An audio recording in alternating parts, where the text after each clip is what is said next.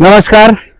Digital प्रभातच्या प्रेक्षकांसाठी मी शशांक वाघ दिल्लीहून Arun Jaitley stadium मधून उद्याच्या मॅचच्या आदल्या दिवशी आपल्यासाठी खास कव्हरेज करण्यासाठी इथे आलेलो आहे.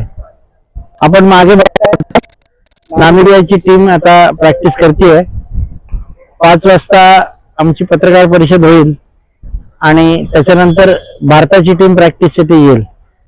तुम्हाला काही मी दृश्य दाखवेनच, पण मुख्य म्हणजे यावेळेला डिजिटल प्रभातसाठी आपण मुंबई मधली मॅच पण कव्हर केलेली आहे.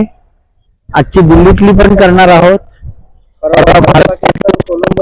ती पण करणार आहे आणि अहमदाबादची पण करणार आहे.